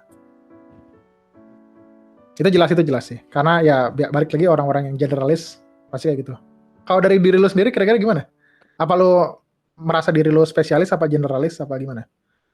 Kalau ini sekedar opini gue sih. Jadi orang-orang selalu nganggap atau selalu memperdebatkan tuh generalis sama spesialis itu sebagai dua pilihan yang berbeda. Tapi kalau gue menganggap generalis dan spesialis itu justru sebuah tahap. Jadi kalau menurut gue kita perlu generalis dulu untuk kemudian tahu kita harus spesialis di bidang apa. Menurut gue itu tahapan sih kayak. Nah cuma pada akhirnya kita perlu tahu dalam kita menjalankan sebagai generalis ini seberapa general nih bidang-bidang yang mau kita cobain. Ya, harus bener juga, general itu harus bener gitu. Ya. Kalau dari apa ya, dunia startup gitu, sama dari Elon Musk juga ada orang yang masuk ke kategori namanya T-shape gitu, T-shape bentuk T gitu. Jadi kalau ke samping itu kan generalis gitu, kalau ke bawah itu ke dalam itu spesialis gitu. Nah orang yang paling dicari itu adalah yang ini tadi, yang dia tuh bentuknya T gitu, bisa spesialis tapi dia bisa generalis tapi dia bisa spesialis juga gitu. Itu yang dicari sih. Atau tadi itu kalau startup gitu. Kalau dari Elon Musk, dia bilang kalau dia itu adalah ini yang aduh gue lupa bahasanya apa ya, expert generalis. Oke. Jadi dia generalis tapi dia jago di beberapa hal gitu. Iya, iya. Bukan bisa di beberapa hal tapi dia jago di beberapa hal gitu. Nah itu yang menurut gue OP kali itu orang-orang yang Iya. ya udah alien gitu kali yang bisa kayak gitu. Itu gue pengen banget sebenarnya bisa ke sana sih. Ya masih di perjalanan segala macam sih. Nggak masalah sebenarnya. Tapi menurut lu untuk seseorang leader nih, kayaknya lebih cocok kalau mereka generalis nggak sih? Harusnya sih iya sebenarnya sih. Tapi seenggaknya gue pikir kalau jadi leader, seenggaknya yang penting bisa sama semua bidangnya sih yang dipegang. Iya. Bisa aja yang penting gitu. Gak usah jago gitu, yang penting bisa gitu. Ya walaupun tidak semudah itu Ya. sebenarnya sih. Kita kan di sini cuma ngomong nih, prakteknya ya kita juga ketawa. Prakteknya emang susah banget. Asli. Buat yang belum pernah nyobain jadi ya leader atau apa itu susah banget gitu. Parah. Tapi butuh kan? Pasti lu susah banget itu. Tapi apa ya? Jadi leader tuh, gue sebenarnya gue pernah dengar ada podcastnya. Lu tahu Henry Santriago nggak? CEO-nya GE. Jadi Wah, dia nggak bikin ini apa yang Nggak pakai tahu. kursi roda kotak. Jadi dia CEO-nya GE. Nggak tahu. Dia tuh bikin podcast sama Iman Usman. Oh, Dia oke. angkat topik waktu itu leader by force. Jadi pemimpin yang dipaksa. Jadi ada beberapa kasus dan beberapa orang tuh yang sebenarnya dia nggak pengen jadi leader atau nggak ngerasa nyaman jadi leader, tapi pada akhirnya ya entah lingkungan sekitarnya atau kehidupan tuh memaksa dia jadi leader. Itu menarik sih. Nah, Gue juga merasakan sampai detik ini mungkin ya, gue nggak pernah nyaman untuk melakukan kayak gitu. Dan mungkin kalau dibilang pengalaman gue mimpin juga sedikit gitu maksudnya ya pernah di kepanitiaan gitu di project yang cukup besar gitu, sampai berapa 300 plus orang waktu itu kebetulan. Gila banget itu lah, banyak banget tekanan. Sampai sekarang juga mungkin di proyekan di kayak startup sih, mungkin ya ini bukan startup, masih baru banget sih sebenarnya sih. Nah itu gue nggak pernah nyaman gitu, maksudnya nggak pernah nyaman bikin suasana enak segala macam, nentuin arah gerak kemana itu ya susah banget pertama, dan yang emang nggak enak gitu untuk ngelakuin kayak gitu. Tapi tadi yang leader by force itu menurut gue menarik sih, maksudnya ya ini gue nggak tahu sih, kayaknya ini dari quotes-nya kutipannya dari anak-anak apa ya fakultas gue sih, senior gue, senior di atas gue berapa tahun gitu. Dia bilang sih kalau apa ya, leadership gitu, kepemimpinan kan adalah sebuah amanah gitu ya, amanah nggak sih maksudnya. Nah jadi amanah itu tidak memilih orang-orang yang hebat, tapi orang-orang yang terpilih itu adalah orang-orang yang kan gimana bahasanya ya? Bentar gue malah lupa malah. Amanah itu tidak memilih orang-orang yang hebat, tapi akan menghebatkan orang-orang yang terpilih. Wih, gokil. Gimana tuh? Mungkin lo bisa elaborate, kasih contoh nih. Jadi kayak tadi lu bilang tadi leadership by force gitu ya, force leadership gitu ya. Maksudnya ya mungkin awalnya ya lu kayak di kasus lu gitu misalkan. Lu nggak punya pilihan selain ya lu mendirikan himpunan lu sendiri gitu, nggak sih? Lu nggak punya pilihan gitu maksudnya ya kalau kita mau maju, kalau jurusan kita mungkin mau maju ya itu yang harus kita lakukan gitu. Dan misalkan lu di titik itu akhirnya lu yang dikasih tongkat komandonya gitu. Dan apa ya mau nggak mau, bisa nggak bisa, suka nggak suka, pilihan lu cuma dua doang. Lu memantaskan diri lu dengan hal apapun itu yang lu butuhkan, atau ya lu meninggalkan itu semua gitu. Menurut gue dua hal itu nggak ada yang salah, nggak ada yang benar sih, dan nggak semua orang bisa jadi seorang leader gitu, seorang pemimpin. Nggak semua orang bisa, dan nggak semua orang punya nyali untuk itu gitu. Mungkin kalau bisa maksudnya bisa atau enggak maksudnya masih mending lah gitu. Tapi kalau nyali itu gue rasa nggak semua orang bisa sih, dan itu cuma sedikit doang orang yang bisa gitu. Yang punya nyali itu. Dan ya. Tapi kayak ujung-ujungnya kalau lu misalnya mau bikin himpunan lu sendiri gitu, ya lu nggak punya pilihan. Misalkan lu butuh public speaking, ya mau nggak mau lu belajar hal itu gitu. Oh lu mau tahu tentang bikin RAB gitu, rancangan anggaran gitu, ya mau nggak mau lu bikin gitu. Bisa nggak bisa, suka nggak suka ya lu bikin. Lu gimana caranya ini biar bisa jadi gitu, atau apapun kayak gitu gitulah. Simpelnya kayak gitu sih. Maksudnya ya lu mau nggak mau lu memantaskan diri lu tadi. Lu akhirnya menjadi hebat karena amanah lu itu gitu. Itu paling sih. Tapi kalau misalnya lu ada di satu lingkungan dan lu diminta untuk memilih orang yang akan memimpin lu dan teman-teman lu lebih suka pilih orang-orang yang dalam tanda kutip udah punya track record atau orang yang itu tadi yang menurut lu punya potensi untuk belajar? Sebenarnya menurut gue yang paling penting, maupun dia ada potensi misalkan atau enggak dia punya pengalaman gitu. Tapi balik lagi, gue bingung sebenarnya sih. Kalau bisa dua-duanya sebenarnya enggak. Yeah, maksudnya idealnya gitu ya. Enggak, bukan dua-duanya di satu orang. Oke. Tapi dua orang itu yang jadi misalnya ketua atau wakil gitu. Tapi maksudnya kan nggak mungkin di dua hal itu di satu orang kan, maksudnya dia dia nggak mungkin lah, maksudnya itu terlalu ideal gitu. Tapi sebenarnya menurut gue yang paling ideal itu adalah yang punya dua-duanya. Yang dua orang itu yang jadi pemimpinnya gitu, barengan. Misalnya jadi ketua atau wakil. Mau yang mana yang ketua, mau mana yang wakil, nggak masalah menurut gue. Menurut gue sebenarnya jawaban idealnya kayak gitu. Kenapa kayak gitu? Sebenarnya gue nggak bisa milih. Kalau misalnya tiba-tiba ditembak kayak gini, gue nggak bisa milih yang mana menurut gue lebih baik sih. Karena gue pernah di titik, gue lebih suka yang tadi lu bilang, nih orang punya potensi gitu. Gue lebih suka yang itu. Gue sampai di titik kayak gitu. Karena gue nggak begitu percaya sama orang-orang yang punya pengalaman gitu. Karena orang-orang yang punya pengalaman suka sombong. Iya. Suka merasa lebih hebat lah kayak gitu. Itu nyata, gue ngeliat kayak gitulah.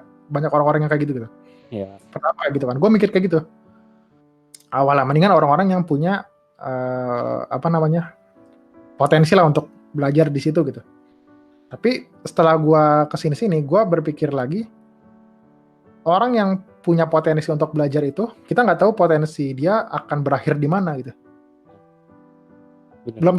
Belum tentu dengan dia megang itu lebih baik daripada yang punya pengalaman itu. Yes. Ataupun sebaliknya, ataupun belum tentu lebih buruk. Tapi kita nggak tahu dia akan berhenti di mana. Dan orang-orang yang bahasanya ya, dia baru mulai gitu, yang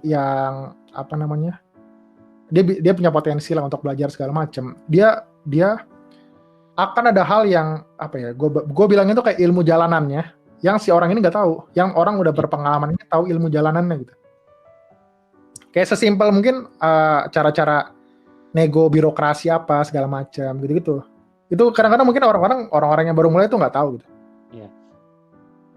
Benar-benar. Itu sih, nggak tahu sih. Gue nggak tahu pilihannya harusnya dua-duanya yang bergerak bareng gitu. Ya. Idealnya sih kayak gitu ya. Cuma kadang ada kondisi di mana yang ideal tuh ya hal yang paling maksimal yang bisa tercapai dan terjadi itu yang nggak ideal. Kadang emang ada momen-momen kayak gitu sih.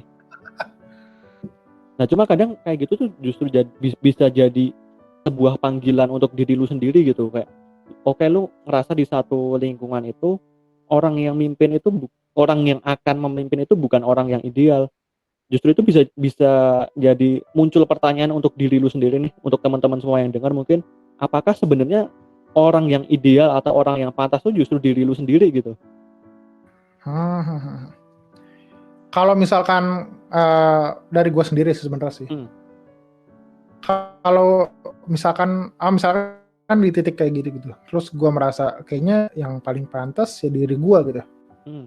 Itu gue rasa kalau gue kayak gitu ya sangat jumawa gitu. Dan gue nggak tahu sih kalau orang lain sih. Tapi kalau gue melakukan kayak gitu, gue rasa gue sangat jumawa gitu. Tapi yang bisa jadi saran gue adalah ya kalau misalkan itu lu bisa mengisi kekosongan itu, ya maju aja gitu. Jadi kayak kalau dari kasus gue sendiri ya, biasanya kalau di kampus gue itu, di jurusan gue lah seenggaknya gitu, itu yang menjadi tongkat leadership paling tinggi itu ada 3 lah gitu. Ada dari himpunannya, ketua himpunan, terus ada ketua ospek gitu, ospek jurusan, sama satu lagi acara yang paling besar di jurusan gue gitu. Karena tahun sebelum gua itu apa ya, acaranya itu banyak masalah gitu lah. Ya lu ngerti lah maksudnya acara banyak masalah, panitia hilang-hilangan, semua saling membenci satu sama lain gitu ya, lu ngerti lah kayak gitu mungkin ya. Karena dan masalah uang juga, karena itu acaranya cukup butuh banyak uang gitu. Karena terjadi masalah kayak gitu, pas di angkatan gua itu ujung-ujungnya apa ya? Ya nggak ada yang mau ngelanjutin itu gitu. Bahkan kalau bisa dibilang apa ya, orang-orang ya pengen ya itu acara itu ya udah dibubarin aja, maksudnya ya proker itu dihilangin aja lah gitu. Oke. Nah pas di titik itu apa ya, gua rasa gua tuh berpikir kalau ini tuh acara ini tuh proker ini adalah satu-satunya jalan untuk gue bisa ngenalin jurusan gue ke dunia luar gitu. Karena dari prinsip gue adalah lu nggak bisa membanggakan himpunan lo. Yeah. Karena semua jurusan, sengaja di UI lah gitu, semua jurusan itu punya himpunan. Dan apa parameter lu bisa bilang kalau himpunan lu adalah himpunan paling baik? Yeah. Yang kedua adalah lu juga nggak bisa banggain ospek lu gitu. Gimana cara lu membanggakan? Oh ya gue sudah mendidik maba-maba gue dengan sangat baik gitu. Lu gimana cara membanggakan kayak gitu? Nah, satu-satunya cara untuk membanggakan apa yang lu punya adalah ya salah satu yang gua temukan saat itu seenggaknya sih, itu adalah dengan acara besar gitu. Makanya akhirnya gimana cara gue mikir nih ini acara harus ada nih. Ini orang-orang di luar tuh harus tahu gitu kalau ya fisika UI gitu seenggaknya tuh kayak gini loh gitu. Dan apa ya bisa gue bilang coba gini, gue tanya deh kalau gitu. Stigma lu terhadap anak-anak jurusan fisika itu apa? Enggak, salah. Gue ganti lebih simpel lagi. Okay. Menurut lu anak-anak fisika kerjanya jadi apa? Fisika ya. Yang terlintas saja, paling terlintas saja. Fisika. Iya, yang menurut lu terlintas aja, maksudnya nggak? Teknisi mungkin. Apa lagi? Apa ya? Teknisi, researcher jelas, terus di industri juga mungkin bisa kepake di bagian di operasional, di bagian produksi mungkin. Kalau gue bilang ngajar, lu setuju nggak? Ngajar bisa jadi sih, bisa. Nah jadi setelah yang gue lihat itu adalah stigma orang-orang itu adalah kalau sama jurusan fisika itu lulusnya jadi guru bimbel. Oke. Itu dari riset yang gue lakukan. Maksudnya kalau lu pikir masuk akal nggak? Orang mikir gitu? Iya nggak sih? Bisa sih ya. Soalnya emang pengajar, ada stigma pengajar tapi ya. bimbel. Ya. Itu gue melihat kayak gitu. Gue melihat ya kayak gitulah fenomena itu gitu. Dan akhirnya gue pikir kalau gue cuma mau jadi guru bimbel nih, ngapain gue belajar mata kuliah yang ini gitu, maksudnya itu susah banget, asli susah banget. Ada mata kuliah susah banget gitu, kayak mekanika kuantum gitu. Atau segala, jadi kayak misalnya gue nonton film-film Ant-Man gitu, Avengers gitu, kayak gue pikirnya mungkin agak-agak lain gitu, kayak ini nggak mungkin sebenarnya gitu. Tapi itu dari pelajaran aja gitu, pelajaran itu susah banget gitu, maksudnya kalau misalnya gue cuma mau jadi guru bimbel, gue nggak belajar kayak gini gitu, maksudnya itu terlalu jauh gitu, maksudnya terlalu susah gitu. Dan banyak banget hal-hal penelitian yang dikerjain seenggaknya di orang sama saintis gitu, dan seenggaknya sama dosen-dosen gue segala macam yang menarik banget, tapi orang-orang nggak tahu gitu. Orang-orang taunya ya lulusan fisika jadi guru bimbel gitu.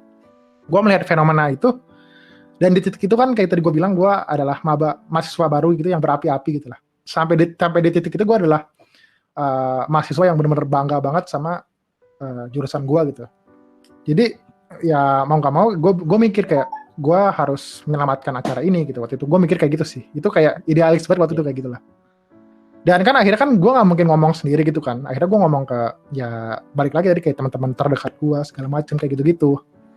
Akhirnya ya ujung-ujungnya ya gue memberanikan diri aja untuk maju sih. Kalau dibilang apakah gue orang paling pantas, jawabannya jelas tidak. Yeah. Ada orang-orang, ada mungkin puluhan orang gitu, belasan orang itu yang lebih pantas gitu untuk maju gitu. Jelas, itu jelas banget. Karena ya gue nggak tahu apa-apa. gue nggak punya pengalaman apa memimpin atau segala macam gitu. Gue nggak punya semua itu gitu. Tapi ya yang nggak ada pilihan gitu. Tadi kayak lu bilang tadi force leadership itu leadership mungkin by force ya. leadership by force kali. Itu sih paling sih. Tapi kalau dibilang paling pantas ya jawabannya jelas tidak gitu. Tapi ya gimana? Iya sih. Cuma kalau mau gue tarik dikit tadi tentang stigma fisika tadi ya. Gue jadi baru ngeh juga sih, kayak dari kita SMP SMA itu kan emang fisika dianggap sebagian orang sebagai pelajaran yang susah, dan orang-orang kebanyakan nilainya agak kurang di situ sih. Ya, Fisika, ya. kimia, dan matematika. Dan akibatnya dari bimbingan belajar tuh merasa, wah ini kayaknya pasarnya gede banget nih untuk kita eksploitasi nih. Gimana kalau kita buka bimbel-bimbel fisika ini kita banyakin, dan itu Banyak pada bimbel akhirnya online kan. jadi stigma sendiri gitu. Makanya banyak bimbel online gara-gara itu juga sebenarnya sih. Iya sih. Kalau UN hilang, SBMPTN hilang, segala macam hilang tuh bimbel bubar anjir. Kalau nggak beradaptasi bimbel bubar pasti. Coba lu pikir Iya. nggak ada UN, nggak ada apa pasti bubar. Apalagi yang offline nih sekarang. Iya, iya. Ya maksudnya yang online ya, kalau lu online lu bisa beradaptasi lah gitu lah. Iya. Sebenarnya mungkin kayak sekelas ruang guru gitu, ruang guru, Zenius gitu, masih kalau dia tahu oh ini UN akan hilang segala macam, dia pasti bisa beradaptasi lah gitu. Mungkin susah tapi bisa gitu. Tapi kalau yang offline kan kita belum tahu gitu. Itu makanya pasarnya banyak, gitu. Lu bilang bener. Iya sih. Itu setuju banget gue. Gila. Berarti Ini gue ada kutipan juga sebenarnya sih dari satu ilmuwan gitu sih. boleh. Fisika gitu. Dia bilang kalau kalau anak-anak yang diajarin fisika itu merasa fisika itu membosankan, susah segala macam, berarti yang salah bukan anaknya, tapi gurunya. Iya. Karena gurunya nggak bisa bikin itu jadi menarik. Bener. Berarti lu sepakat nih sama apa ya? Sebenarnya penting banget untuk entah sekolah, universitas tuh selektif dengan guru atau dosen yang mereka pilih gitu. Soalnya kita bisa mengubah minat seseorang tuh hanya dari cara guru mengajar gitu. Sebenarnya ya itu gue setuju banget. Tapi itu terlalu ideal gitu. Dan gue rasa itu agak nggak mungkin gitu. Mungkin lu ya merasakan kayak gitu juga. Mungkin itu agak susah gitu. Tapi itu sebenarnya memang pilihannya harusnya kayak gitu gitu. Maksudnya lu harus selektif dari dosen. Jangankan dari dosen, dari mahasiswa juga harus selektif sebenarnya. Oke. Maksudnya mahasiswa yang masuk gitu. Iya. Nah itu apa ya? Concern gue yang lain sih. Saat gue megang acara waktu itu, gue mikir juga, mendingan orang-orang yang benar-benar serius sama sains, serius sama fisika gitu, yang masuk ke jurusan gue dibandingkan orang-orang kayak gue. Aneh nggak? Nggak tahu sih. Gue mikir kayak gitu. Jadi kayak daripada orang-orang yang kayak gue yang masuk ke jurusan ini, mendingan orang-orang yang benar-benar concern ke situ, yang minat ke situ. Makanya gue selalu apa ya? Gue selalu tersentuh kalau gue ngelihat ada orang yang dulunya ikut lomba di acara ini nih, terus masuk ke jurusan gue. Kayak gue kenal beberapa orang yang seangkatan gue atau yang di atas gue atau mungkin di bawah gue gitu. Gue seneng banget tuh kalau ada orang yang kayak gitu. Bahkan dulu staff gue tuh ada yang pernah jadi ikut lomba robotik. Kan dulu gue bikin lomba robotik gitu. Dan dulu dia pas tahun-tahun sebelum gue itu, dia jadi peserta lomba robotik pas di SMA. Tahun selanjutnya dia jadi apa namanya, pelatihnya gitulah, ngelatih adik-adik kelasnya dia buat lomba robotik di lomba gue itu, di lomba PRF itu. Nah terus dia masuk Fisika UI.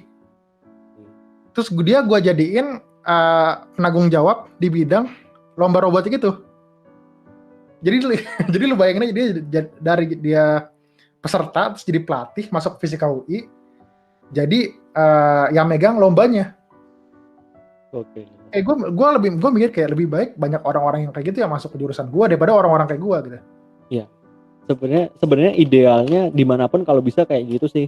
Dari mulai seleksi, dari mulai orang-orangnya ketika mereka ingin daftar ke satu tempat tuh, kalau bisa ya emang yang udah mereka cocok dari awal.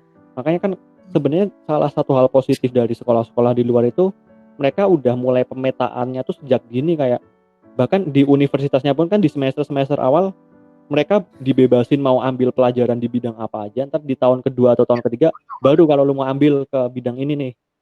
Jadi iya sih. Dan dari seleksinya juga, menurut lu perlu nggak sih kita nambah apa ya persyaratan yang lain gitu, misalnya kita minta mereka bikin esai atau ada wawancaranya juga, kayak kenapa mereka mau masuk ke jurusan tertentu untuk menghindari salah jurusan atau hal-hal yang kurang lebih kayak gitu.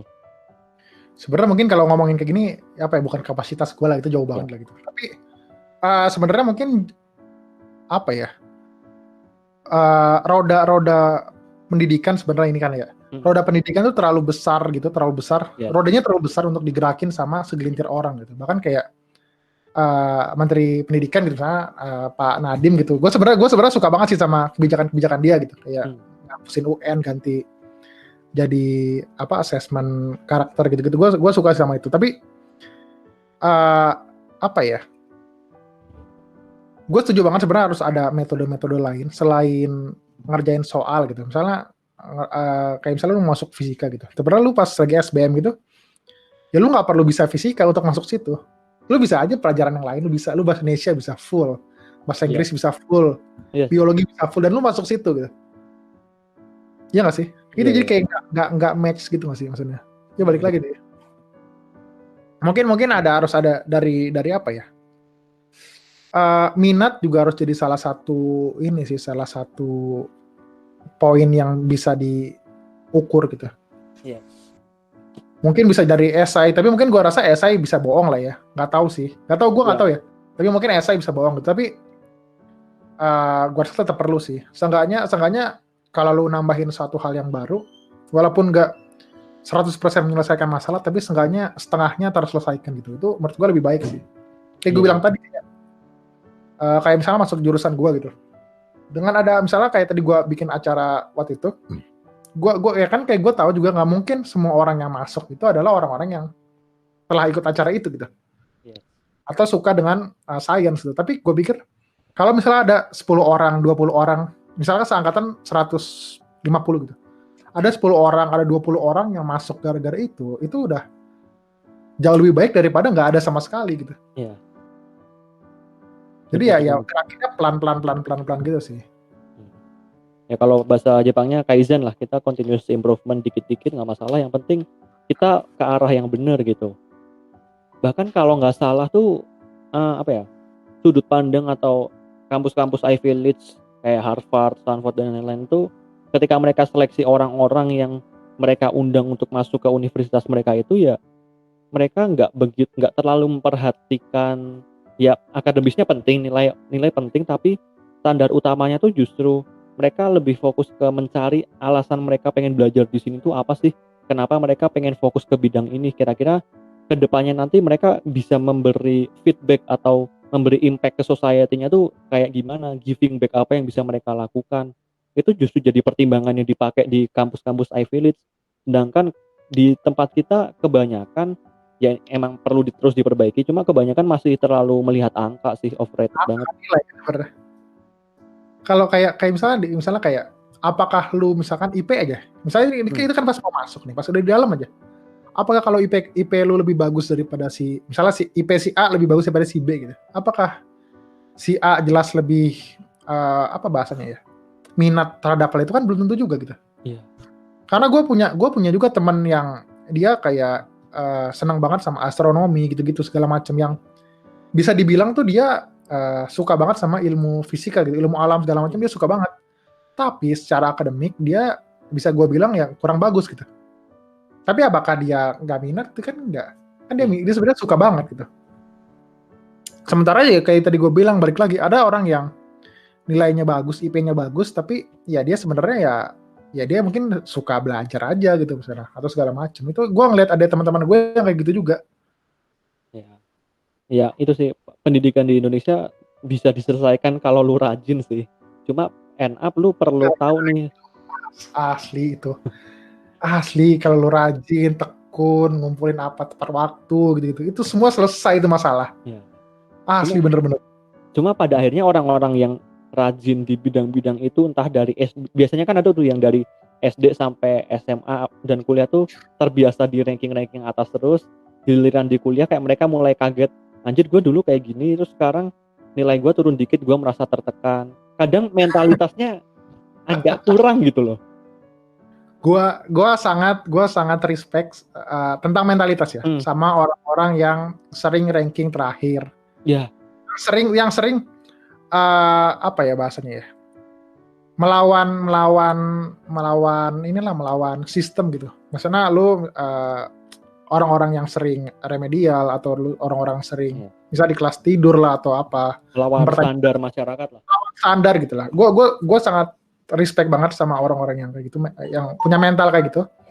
Gue pengen kayak gitu. Gue nggak bisa sampai kayak gitu. Maksudnya ya gitulah. Maksudnya gue nggak bisa sampai gitu. Tapi gue respect banget sama orang-orang yang kayak gitu.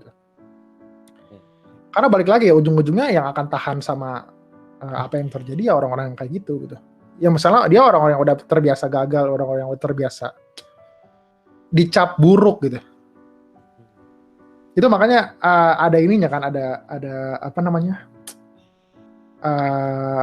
omongannya kayak apa namanya, orang yang nilainya C nanti jadi bos yang orang yang nilainya A gitu. Terus orang yang nilainya B jadi pekerja pemerintah gitu. Ya. Awalnya gue mikir kayak itu adalah hal yang apa ya, dilakukan oleh orang-orang yang punya nilai C untuk pembenaran diri. Gue mikir kayak gitu awalnya.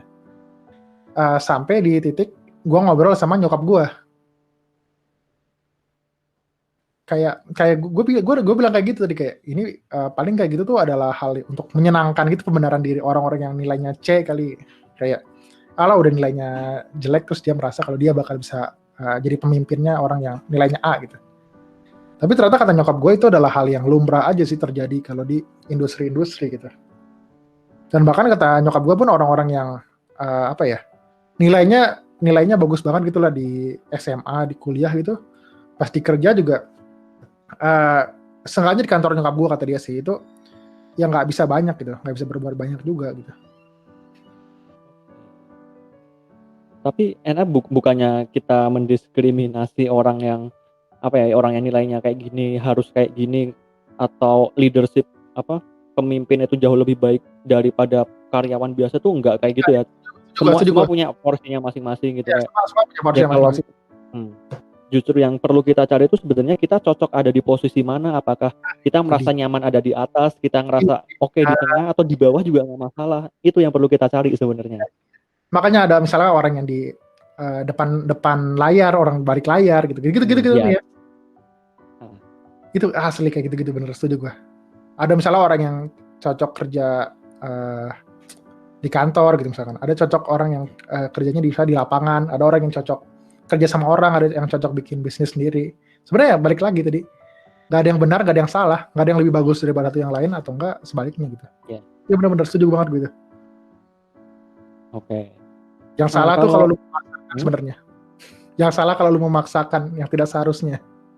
Nah, cuma agak klisenya tuh kita nggak tahu batasannya. Itu garansi salah tuh berarti maksudnya.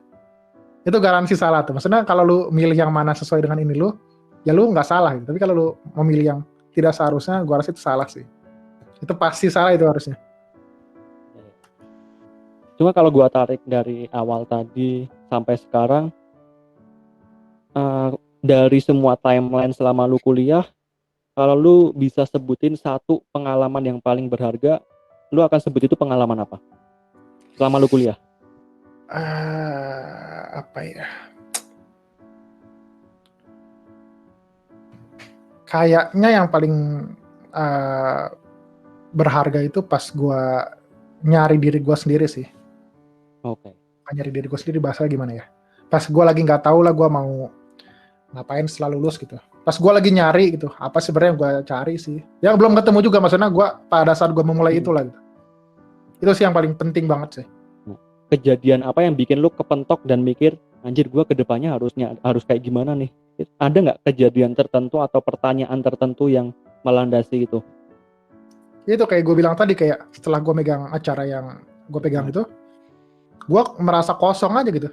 Gue nggak tahu gue mau ngapain. Kenapa gue harus kuliah lagi lanjut gitu. Kayak gue mikir kalau gue bisa bubar besok, gue bubar aja besok dari kuliah. Gue mikir sampai kayak gitu.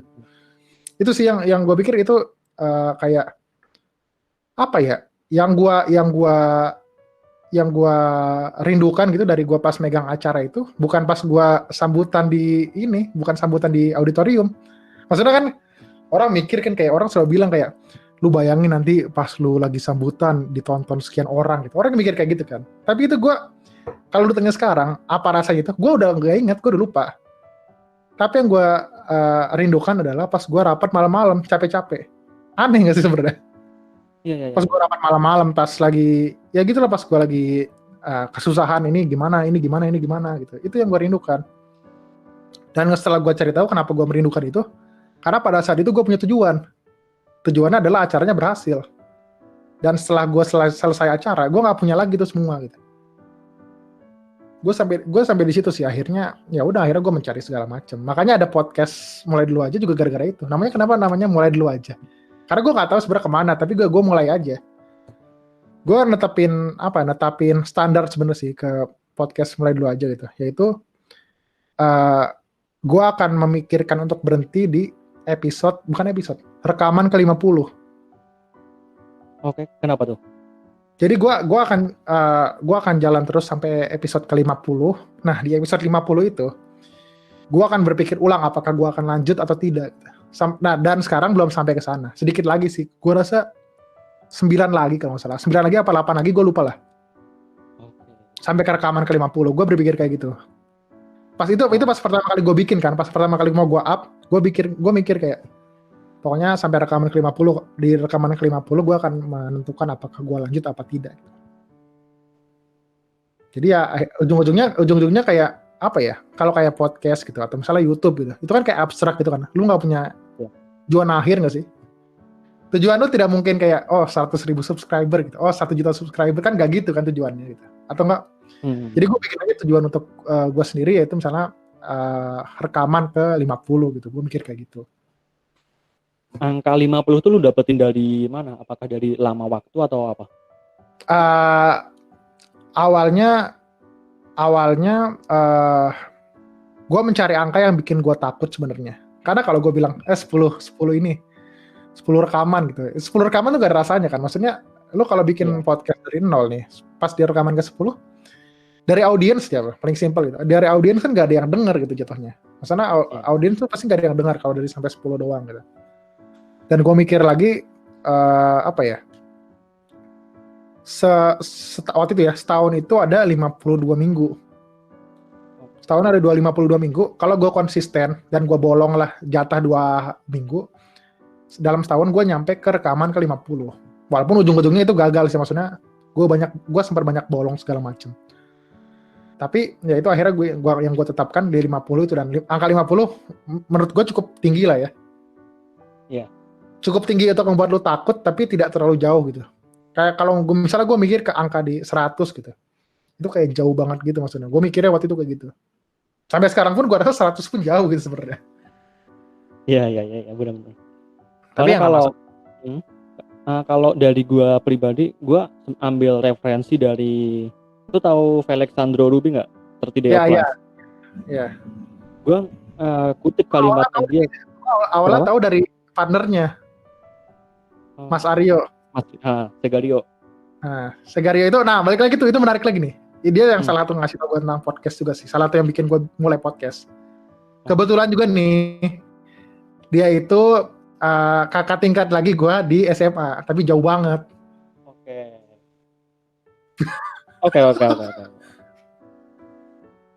Jauh banget lah, maksudnya ya kan gue angkatan berapa, dia udah lama banget gitu. Nah gue tahu itu kayak, gue melihat kalau dia contoh alumni SMA gue yang berhasil banget gitu. Iya. Berhasil sih. Nah cuma tadi gue keren lah mereka berdua. Gue tarik dikit tadi dari Bang Ruby itu, dia bilang kalau misalnya kalau nggak salah ada, ini riset pribadi gitu sih. Jadi dari orang di berbagai bidangnya itu mulai kelihatan hasilnya atau mulai dikenal sama banyak orang, mulai dihargai karyanya itu setelah mereka konsisten melakukan hal yang sama kurang lebih 2 tahun. Jadi gua ambil itu jadi referensi gua. Jadi beberapa hal yang gua lakukan belakangan ini, gua set target, mau nggak mau, suka nggak suka, berat atau gampang, gue akan lakukan selama kurang lebih 2 tahun sih. Baru setelah itu gue evaluasi. Gue pernah dengar itu, tapi yang gue dengar itu 3 tahun. Sebenarnya sama aja lah Iya. sebenarnya. Intinya sebenarnya waktu yang lama Iya. gitu nggak sih? Waktu yang cukup hingga orang-orang tuh aware, hingga hasilnya kelihatan. Sebenarnya Iya. gitu nggak sih? Intinya sebenarnya sama aja. Iya. Berarti kalau sekarang lu udah Itu baru. 30-an episode tuh berarti kurang lebih udah sekitar 6 bulan 7 bulan ya? Enggak, sebenarnya sih gue udah 1 tahun. Oke. Berapa bulan gitu? Sebenarnya udah hampir 1,5 tahun sih. Makanya gue bilang banyak bolongnya gitu loh. Oke. Itu salah satu dosa gue juga sebenarnya sih. Tapi akhirnya kenapa gue balik lagi? Karena tadi gue bilang di awal kayak, ya kan gue udah janji 50 gitu. Masa gue baru berapa berhenti gitu. Iya. Nah itu yang salah satu susah. Konsistensi susah banget asli. Parah. Memulai emang susah, cuma kalau lu udah mulai, kesusahan nomor 2-nya tuh konsisten. Asli iya, susah banget itu. Nah, cuma kalau gue suka respect sama apa ya? Misalnya YouTuber gitu, YouTuber yang upload terus gitu. Itu gue respect banget gitu. Masalah mungkin gue nggak suka konten, mungkin gue nggak nonton. Tapi gue bisa melihat kenapa ini orang berhasil karena dia konsisten gitu. Yes, parah. Kayak sehari mereka bisa bikin lebih dari 3 konten. Mereka bikin jadwal. Kayak itu gila sih. Energinya tuh bukan main loh.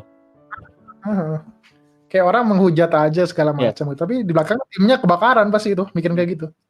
Kayak mungkin kayak lu tahu ini nggak? 1% tahu nggak? Tahu 1% official. Nah itu udah mulai terkenal sekarang ya. Iya.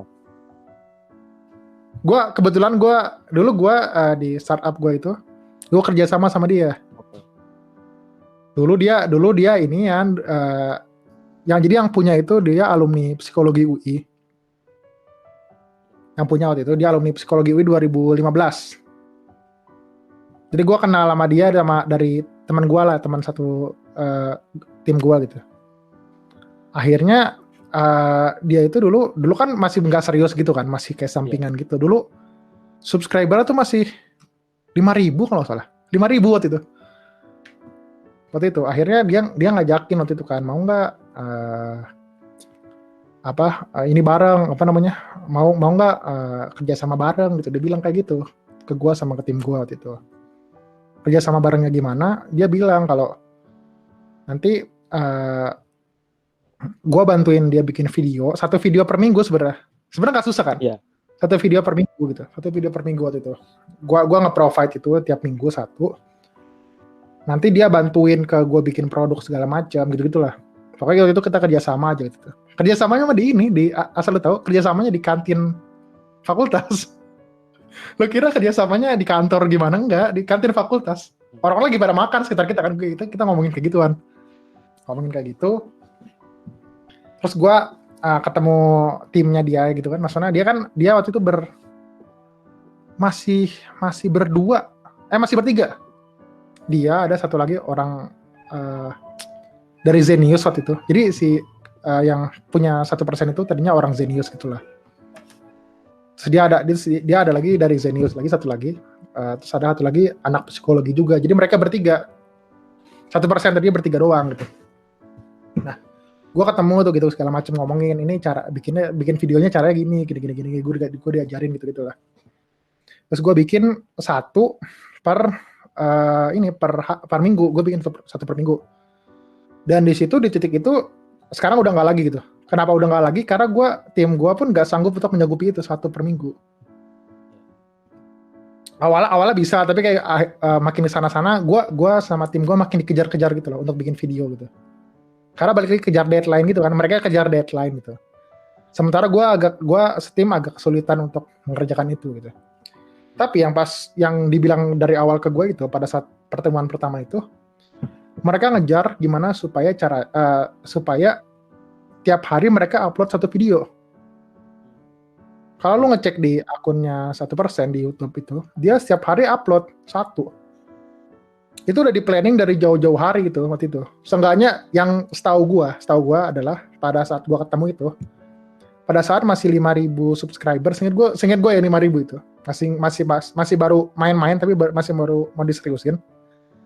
Itu dia punya planning untuk sehari 1 gitu. Makanya dia jatuhnya nge-outsource gue sama tim waktu itu lah untuk ngisi di hari Selasa. Karena dia mikirnya waktu itu nggak sanggup lah gitu, belum sanggup untuk sehari satu gitu. Tapi mereka menuju ke arah sana. Nah, akhirnya kita saling kerja sama segala macam. Di titik mereka itu di titik berapa ya? 13.000 kalau nggak salah seingat gue.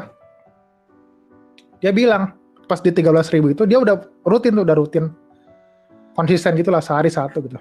Nah dia bilang itu lagi bulan Oktober, dia bilang di akhir tahun lalu dia bilang di akhir tahun targetnya sampai 20.000 dari 13.000, tapi dia target di akhir tahun 20.000 lah gitu. Ternyata seminggu apa 2 minggu setelah itu, dalam rentang waktu 2 minggu, ininya growth-nya dari 15.000 sampai 200.000 dalam 2 minggu. Gue ngeliatin maksudnya tek naik terus. Growth-nya itu waktu itu gue dikasih tahu ke 13 sedunia. Tercepat ke 13 sedunia. Growth channel-nya dari 15.000 ke 200.000 waktu itu. Gila. Itu bahasanya tuh tipping point ya? Kalau iya, tipping point. Mungkin kalau teman-teman baca bukunya Malcolm Gladwell, jadi tipping point itu ibaratnya kayak momen pecah telurnya kita gitu. Kalau kita udah melakukan suatu hal secara konsisten, mungkin pada awalnya kayak progresnya dikit, tapi akan ada satu momen di mana itu bakal meledak atau pecah dan peningkatannya tuh bakal gila-gilaan. Cuma syarat untuk kita bisa dapat tipping point itu kita harus konsisten dulu sih. Ya, karena apa ya, bahasanya tuh lu tahu itu akan terjadi gitu. Maksudnya pecah telur itu akan terjadi, tapi lu nggak tahu kapan gitu. Ada orang yang sebulan, ada yang 3 bulan, ada yang setahun, ada yang 2 tahun, 3 tahun, 10 tahun bahkan. Ada yang kayak gitu kan. Setiap orang beda-beda gitu. Tapi yang jelas pasti itu akan terjadi gitu. Tapi entah nggak tahu di mana gitu. Dan kalau lu berhenti ya udah sampai ke sana gitu. Oke. Ini kita dari gitu. Jadi kayak tadi gue bilang kan kayak konsisten ya susah banget gitu. Kayak tadi 1% gitu. Jadi gue kayak ngelihat juga di belakangnya kebakaran gitu sebenarnya. Iya. Nggak tahu Bill dari 1% sekarang udah 50% atau berapa persen ya. Nah itu ya di belakangnya kebakaran, maksudnya ini harus ngejar 1 per hari gitu. Dan siap gue dikasih tahu per video itu ya kurang lebih kalau lu udah sering bikinnya itu 4 jam lah per video. Iya. Kurang lebih segitu. Jadi ya gitulah kayak gue bilang, kebakaran pasti di belakangnya. Tapi ya jadi gitu. Parah. Memang itu konsisten emang susah banget buat teman-teman yang udah memulai. Nah, tadi kan kita udah ngobrol nih dari mulai Pokemon sampai ke tipping point nih. Melebar banget kemana-mana. Mungkin sebenarnya gue masih pengen ngobrol-ngobrol lagi, cuma gara-gara energi kita kayaknya udah mulai habis, dan gue setelah ini pasti perlu siapin meeting lagi nih sama komunitas gue. Bisa. Kayaknya kita tutup sama closing statement masing-masing sih. Jadi mungkin kalau dari gue, explore lah sebanyak-banyak mungkin selagi kalian masih kuliah. Sama gue mau tambahin ada kutipan dari Ernest Prakasa. Dia pernah bilang kayak gini, kita mungkin bisa dengan mudah untuk memulai sesuatu hal itu karena terinspirasi oleh orang lain, atau karena baca buku, atau karena data. Tapi pada akhirnya yang membuat kita bisa menyelesaikannya itu karena kita suka melakukan itu. Jadi cari apa yang lu suka lakuin dan konsisten di situ sampai lu dapet tipping point-nya. Kalau dari gue itu mungkin lu ada pesan nih untuk teman-teman untuk gimana mereka harusnya memanfaatkan momen kuliah ini. Kalau dari gue mungkin singkat aja kali ya. Kalau dari gue ya lu fokus aja sebenarnya ke diri sendiri. Gak ada yang menyuruh lu untuk tahu apapun itu di saat kapanpun gitu. Mau lu sedang kuliah, mau lu sedang SMA, mau sudah lulus, mau lu umur 30, 40, gak ada yang nyuruh lu untuk tahu apa yang harus lu lakukan gitu. Gak ada yang menyuruh lu untuk lulus kuliah umur sekian, masuk kuliah umur sekian, nikah umur sekian, bisa punya rumah umur sekian, bisa punya misalkan kendaraan misalnya umur sekian gitu. Bahkan gak ada yang menyuruh lu untuk melakukan hal semua itu gitu. Gak ada yang menyuruh lu untuk punya kendaraan, gak ada yang menyuruh lu untuk nikah, gak ada yang menyuruh lu untuk kuliah bahkan gitu. Tapi ujung-ujungnya adalah ya lu harus ngelakuin yang lu mau gitu, tanpa ngelihat sekeliling lu tuh ngapain gitu. Dan apa ya, yang nggak ada yang benar, nggak ada yang salah gitu di apa yang lu lakukan gitu. Kalau lu ngambil keputusan ya udah, lu nggak usah mikirin lagi kalau lu ngambil salah satunya kayak gimana gitu. Dan apa ya, ya mungkin itu aja kali lah ya. Oke, Itu aja. mungkin ya kalau gue sum up intinya Ya, lu fokus aja lah fokus aja ya, ke diri lu sendiri gitu. ya fokus dengan apa yang lu lakukan, cari diri lu sedini mungkin, ntar bakal ketemu sendiri jalannya kedepannya bakal kayak gimana. Oke, thank you banget. Mungkin buat teman-teman nih kalau pengen kepoin lagi tadi lupa di depan, kalau mau follow dan tanya-tanya ke lu, akun Instagram lu apa? Boleh di @alharitsnaufal, ALHARITSNAUFAL. Nah itulah paling lah. Nanti paling ditaruh di deskripsi kali, apa nggak tahu gue gimana.